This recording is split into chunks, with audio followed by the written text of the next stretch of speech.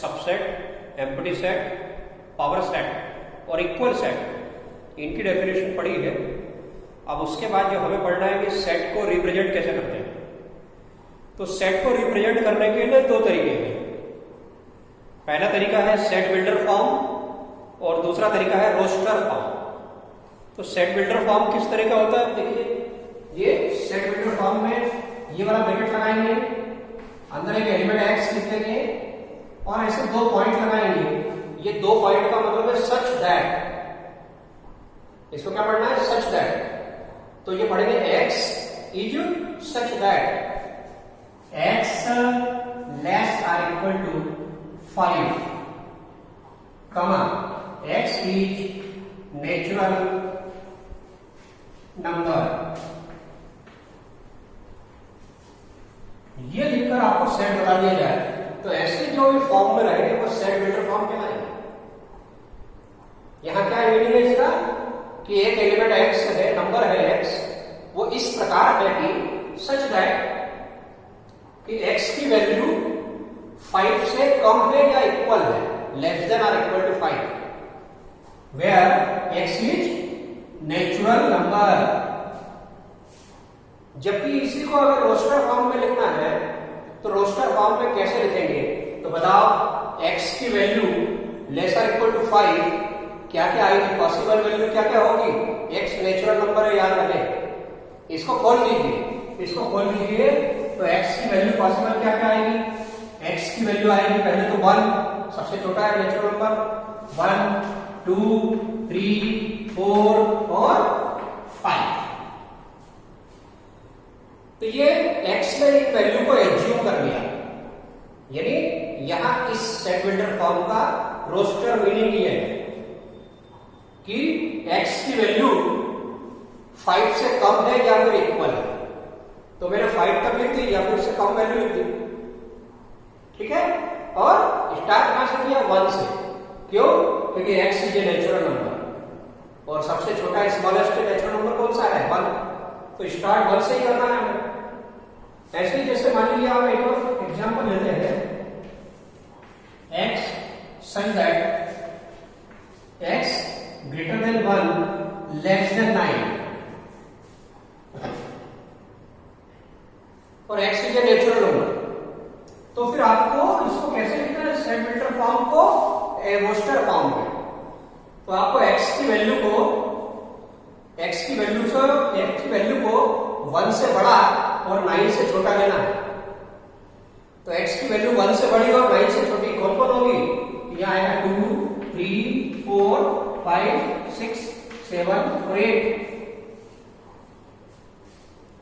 इस प्रकार 1 से बड़ी और 9 से छोटी वैल्यू आ गई। तो मान लीजिए यहां पर इक्वल निशान लगा देते हैं तो उसको 1 भी ले लेंगे। तो ये है सेट बिल्डर फॉर्म और वो है उसका रोस्टर फॉर्म, ठीक। अब हमें इसमें जो काम आने वाले सिंबल पढ़ना है, सिंबल। तो ये वाला जो सिंबल लगा रहेगा तो इसका मतलब है बिलोंग्स टू। जबकि इसके पहले एक सिंबल पढ़ा था ये वाला, तो इसका मतलब है सबसेट। ये सिंबल है सबसेट का, है ना। तो बिलोंग्स में क्या होता है, देखिए जैसे मान लीजिए एक सेट ले लो आप S और सेट में एलिमेंट ले लो A, B, C, D। तो यहां मैथमेटिकली कैसे लिखेंगे, A belongs to S, B belongs to S, C belongs to S, D belongs to S। Belong मतलब प्रेजेंट है, लेकिन यहां पर क्या लिख सकते हैं, E does not belongs to S, F does not belongs to S। जो एलिमेंट इसमें नहीं है उसको लिखेंगे नॉट प्रेजेंट, यानी डज नॉट बिलोंग्स टू। और जो एलिमेंट उसके सेट के अंदर है वो सबके लिए बिलोंग का निशान लगेगा, ठीक है। और सबसेट में क्या करते हैं, किसी भी सेट के सबसेट बनाना है तो उसको छोटे छोटे ब्रैकेट में लिखते हैं। जैसे यहां पर मान लीजिए आपने अभी क्या लिखा, ए बिलोंग करता है एस को, ए पर कोई ब्रैकेट नहीं लगा है, लेकिन यदि ए पर कोई ब्रैकेट लगा दो, ए पर कोई ब्रैकेट अगर लगा दे तो फिर बिलोंग का निशान नहीं आएगा, वो आएगा सबसेट, ये आएगा, यस सॉरी, ये सबसेट का निशान आएगा। ये बी, तो B is subset of S. C, तो C belongs to S, but अगर सी को आप ब्रैकेट में रखते तो ये निशान बन गया सेट का एक छोटा, तो सिंगलटन सेट है, इसमें सिंगल एलिमेंट है, तो फिर आप इसमें सबसेट का निशान लगाएंगे और ऐसे करेंगे। तो जब ब्रैकेट लगाते हैं किसी भी संख्या पर, नंबर पर या एलिमेंट पर, तो फिर सबसेट का निशान लगाते हैं, और अगर वो बिना ब्रैकेट के हैं, बगैर ब्रैकेट के हैं, तो फिर उसमें बिलोंग्स टू बोलते हैं। यानी कि A is a member of set S, B member of set S, C member of set S, D member of set S. इस तरह से इसको पढ़ना है, ठीक। इसके बाद हमें सीखना है सेट के बाद इंटरवल्स। तो दो प्रकार के इंटरवल होते हैं, एक तो ओपन इंटरवल और एक क्लोज्ड इंटरवल। तो सबसे पहले ओपन इंटरवल की डेफिनेशन अच्छे से देखिए।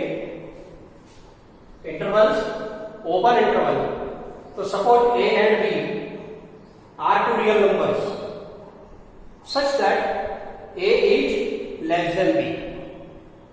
दो रियल नंबर लिए हैं, उसमें से a b से कम है, a b से छोटा है, तो then open interval is denoted bye,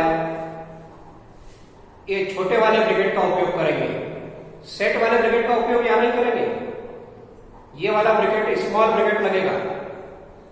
important, open interval के लिए स्मॉल ब्रैकेट लगेगा, ए कामा बी लिखेंगे और छोटा ब्रैकेट लगा देंगे।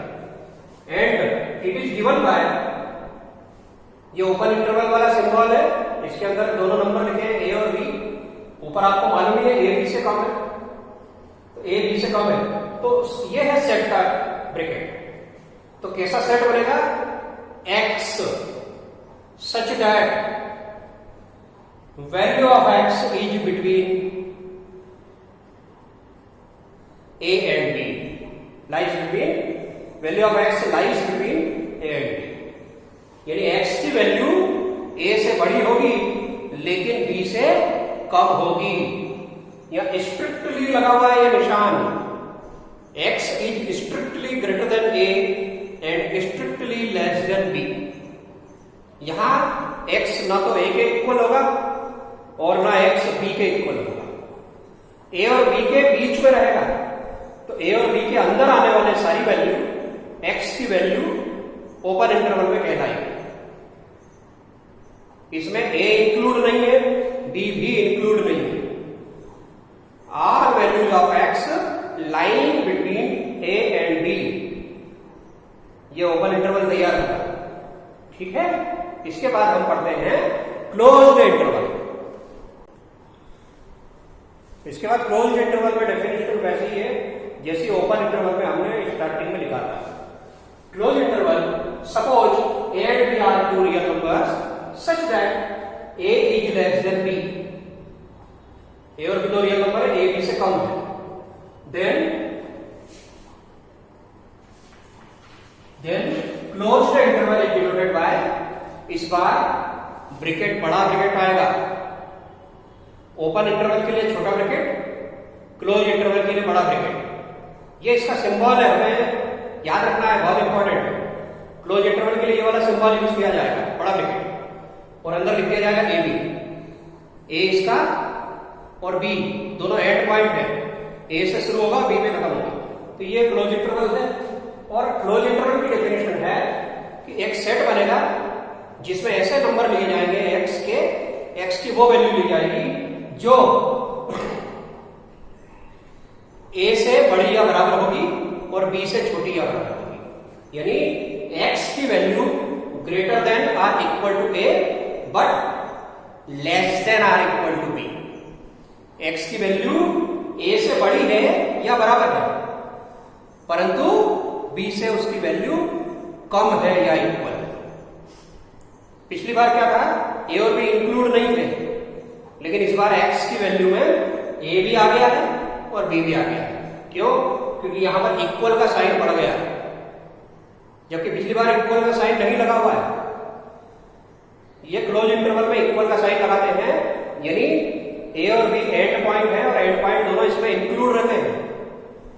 तो end point belongs to the closed interval but do not belongs to the open interval. किसी भी इंटरवल एंड पॉइंट ए और बी क्लोज इंटरवल को तो बिलोंग करेंगे, लेकिन ओपन इंटरवल को वो बिलोंग नहीं करेंगे। ऐसे हम देख सकते हैं कोई भी ये रियल नंबर जैसे आपने दिया,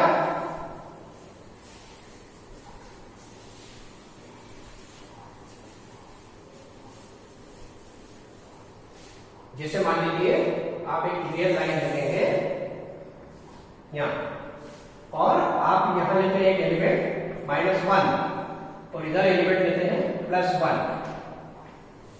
ये इंटरवल में लिखा हूं -1, +1। तो ओपन इंटरवल का मैं फिगर ले रहा हूं, उसका सिंबल हो रहा है ओपन इंटरवल। ये फिगर में देखिए ये -1 और ये +1 बीच में 0 है। तो इसमें क्या होता है, जो एंड पॉइंट है -1 और +1, ये दोनों एंड पॉइंट सेट के अंदर नहीं आएंगे ओपन इंटरवल में। जो सेट बनेगा उस सेट में सारे रियल नंबर आएंगे, लेकिन -1 और +1 को छोड़कर। अर्थात हम कौन से नंबर लेंगे, जो इनके बीच में आएंगे, यानी कि ये सारे नंबर आएंगे।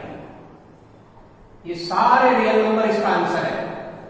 जितने भी रियल नंबर -1 से और +1 के बीच में है, वो सारे रियल नंबर ओपन इंटरवल के अंदर आएंगे। लेकिन मान लीजिए -1 +1 आप क्लोज इंटरवल लेते हैं, तो क्लोज इंटरवल में क्या हो जाएगा, क्लोज इंटरवल में ये -1 +1, तो -1 और +1 भी इसमें इंक्लूड हो जाएंगे क्लोज इंटरवल में। अर्थात ये सारे आंसर तो आएंगे ही आएंगे, इनके बीच के सारे नंबर तो लेने पड़ेंगे और इनको भी गोले को भर देंगे, यानी -a भी इंक्लूड हो जाएगा और +a भी इंक्लूड हो जाएगा।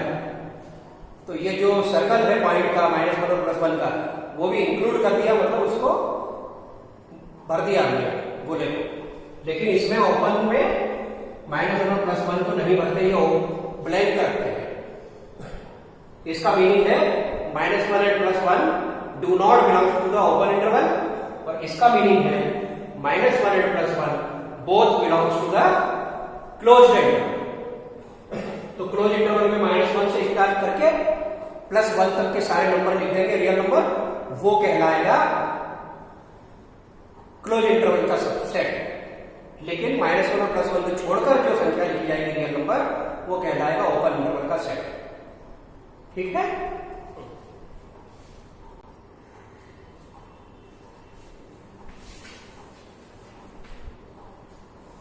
एक हम एक एग्जांपल लेते हैं। देखिए इंटीजर्स के लिए ले लेते हैं। मान लीजिए कि इंटीजर का सेट है जिसमें से मैंने -3 और 10 ये एंड पॉइंट लिए हैं। ए कौन हो गया -3 और बी हो गया 10। तो ये ओपन इंटरवल है, लेकिन इसका जो ब्रैकेट लगा हुआ वो ओपन इंटरवल वाला है। तो ओपन इंटरवल वाले ब्रैकेट में एंड पॉइंट नहीं शो करते हैं, एंड पॉइंट नहीं आते हैं उस सेट में। तो फिर क्या आएगा, -3 से बाद वाले नंबर आएंगे, -2 -1 फिर 0 1 2 3 4 5 अप टू 10। तो ये वाले जो नंबर, सॉरी इसमें 10 भी नहीं आएगा।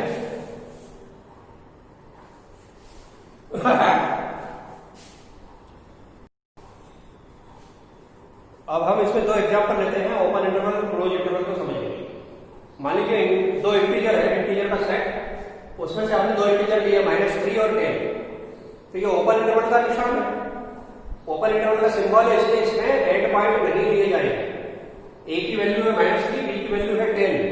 ए और बी को छोड़कर जो भी नंबर आएंगे इसके बीच में, वो सारे नंबर हम सेट में लेंगे ओपन इंटरवल के सेट में। तो क्या क्या आएगा, -3 के बाद -2 -1 0 1 2 3 4 5 6 7 8 9, बस 9 पर स्टॉप हो जाना है। इसमें 10 को नहीं लेंगे। तो जो भी एंड पॉइंट रहते हैं दोनों तरफ से एंड पॉइंट, उनको ओपन इंटरवल में नहीं लिया जाता, परंतु क्लोज इंटरवल में उनको लेते हैं। ये है -3 10, ये क्लोज इंटरवल का सिंबल है।